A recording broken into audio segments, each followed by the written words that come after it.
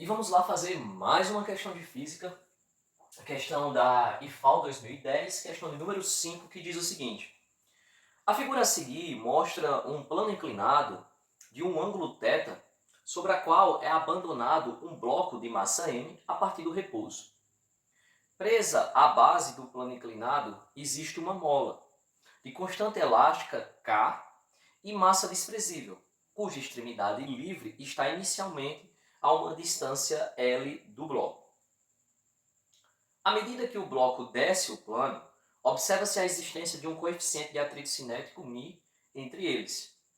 Qual das expressões apresentadas nas alternativas abaixo permite calcular corretamente o valor da expressão máxima x sofrida pela mola após o bloco colidir com ela? Bom, para a gente fazer essa questão, né, eu já coloquei aqui os cálculos. A gente não tem como fazer essa questão sem fazer o cálculo. Teria como a gente chutar, né, supor, por questões de tempo, né, que a gente tem muitas vezes na prova.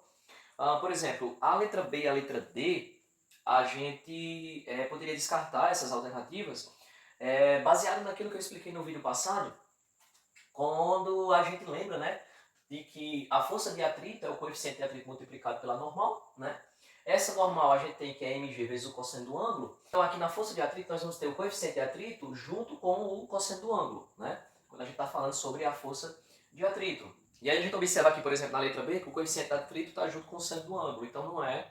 E na letra D também, o coeficiente de atrito está junto com o seno do ângulo, né? Nessa expressão que a gente tem no denominador, então também não vai ser essa questão. E aí a gente tem A, C e E.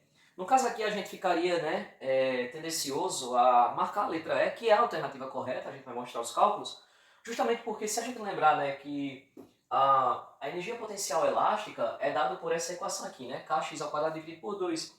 E veja que nas alternativas A, C e E, a gente só tem o 2, né, presente, né, na letra E, né, no denominador da letra E. Então, poderíamos marcar, né, essa questão aí na letra E, se lembrássemos, né, dessas questões aqui, beleza? Bom, mas a forma mais segura é a gente fazer os cálculos, né? E aí como é que a gente faz aqui? Bom, a gente vai usar o princípio da conservação da energia mecânica, porém, antes da gente aplicar, né, o princípio da energia mecânica, o princípio da conservação da energia mecânica, nós precisamos descobrir qual é o valor, né, do trabalho realizado pela força de atrito, né? Porque é a energia que se perde durante o percurso, ok? Então, por exemplo, quando a gente inicia aqui o percurso, a gente tem que a energia cinética inicial é zero e a energia potencial gravitacional ela é máxima, né? Que é dado por mgh, ok?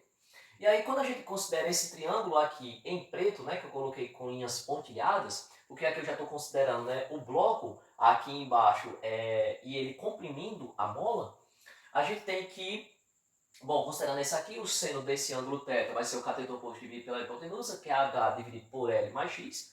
Isso significa que o meu h, que é esse daqui, a altura, é esse termo aqui multiplicado pelo seno do ângulo. Então, a nossa expressão para a energia potencial inicial, né, é mg vezes L mais x vezes o seno do ângulo, que é o valor de h. E aí eu guardo essa equação aqui, a equação número 1, porque eu vou aplicar lá no princípio da conservação da energia mecânica, eu já tenho a energia inicial aqui, beleza? Que é dado por essa equação. Ok, bom, quando esse bloco, né, ele vai deslizar, e aí depois ele vai comprimir a mola, né? E aí quando ele comprimir essa mola, lá no ponto, né, máximo, né, de comprimento da mola, a gente tem que a energia potencial final é zero, o bloco vai parar, então a energia cinética também é zero, porém, né, a mola, quando ela é comprimida, a energia potencial elástica ela é máxima, então é dada por kx² dividido por 2, e aí nós temos essa segunda equação aqui, beleza? Durante esse percurso a gente teve atrito, né? E aí, a equação número 3 aqui é o trabalho da força de atrito. Então o trabalho é dado pela força multiplicado pelo deslocamento. A força de atrito ela é dada pelo μ vezes a força normal, né? Então o coeficiente de atrito multiplicado pela normal. Como a gente está falando de um plano inclinado, a gente tem que a força normal ela vai ser igual à força peso, né? Sendo que a gente está considerando a componente perpendicular, né, à superfície, porque a gente sabe que a força peso é apontada para o centro da Terra e aqui é um plano ele é inclinado. Aqui a gente considera o quê? A força peso, a componente da força peso, que é perpendicular à superfície, que é igual à normal, ok?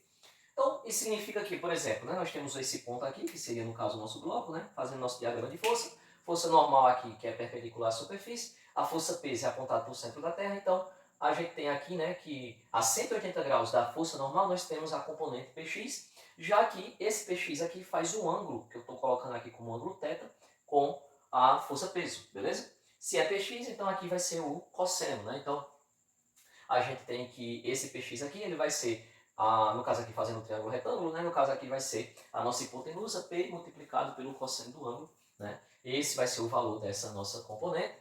Isso significa que a nossa força normal é P vezes o cosseno do ângulo. P, que é o peso, é M vezes G vezes o cosseno do ângulo, beleza? Então, no lugar de N aqui, nós vamos colocar essa expressão aqui, ok? O coeficiente de atrito, μ, vezes quem? Mg vezes o cosseno do ângulo, ok? E aí significa que essa equação aqui, que é o trabalho da força de atrito, vai ser dado pela força de atrito, que é essa expressão, repetir aqui, vezes o deslocamento. E aí, quando a mola é comprimida, vai ser o deslocamento L, porque aqui a gente tem o L, né, que é mostrado aí, mais o X, que eu estou considerando aqui, né, que é um ponto. Aqui a gente tem quando a mola ela não está sendo comprimida, né, esse ponto, mas aí quando ela comprime, ela vai chegar mais ou menos a esse ponto aqui, né, considerando. Então ela percorreu uma distância que eu estou chamando de X aqui. Então, a distância percorrida vai ser L mais X, que é o que a gente tem aqui, né? Coloquei aqui X mais L. E esse aqui é o trabalho que da força de atrito, que é a perda de energia no caminho, ok? Então agora eu posso aplicar a conservação da energia mecânica, que foi o que a gente fez aqui, tá? Então eu tenho a energia inicial, que vai ser igual à energia final, mais o trabalho da força de atrito. Energia inicial é dada por essa equação número 1. E aqui eu igualei todo mundo a zero, né? E aí esses dois termos aqui, como são positivos, eles ficam negativos, né? Quando eu jogo para o outro lado da equação, eu igualo isso aqui a zero, beleza? A energia final vai ser o valor da energia potencial elástica, né? E o trabalho da força de atrito, que é dado por essa equação aqui, que eu só repeti aqui, beleza? Igualamos a zero, ok? Bom, eu vou dividir todo mundo aqui por mg, e aí eu fico com essa equação aqui, tá? E aí a gente observa que aqui a gente tem L mais X e aqui, né, X mais L, que é a mesma coisa. Aí o que a gente fez, né? Então, repeti esse termo, coloquei aqui. X mais L eu coloquei aqui, né? Menos, né? Negativo. E aí, como aqui esse termo aqui é positivo, então aqui fica menos seno de θ. Mais μ vezes o cosseno do ângulo, tudo isso aqui igual a zero. Posso multiplicar isso aqui por menos 1. E aí nós vamos ficar com essa expressão aqui, quando a gente multiplica por menos 1. E aí eu posso dividir essa equação, né, por seno de θ menos μ cosseno do ângulo. Quando a gente divide, então esse termo aqui vai ficar desta forma aqui, tá? Kx ao quadrado dividido por 2g e multiplicado por esse termo aqui, que foi o que a gente utilizou para dividir. E esse aqui, né, depois do menos, tudo isso aqui, esse termo aqui dividido por esse vai dar 1, então vai sobrar menos entre parênteses x mais zero, que é a mesma coisa de menos x menos L, isso aqui é igual a zero. E aí a gente vê que a alternativa correta é a letra E.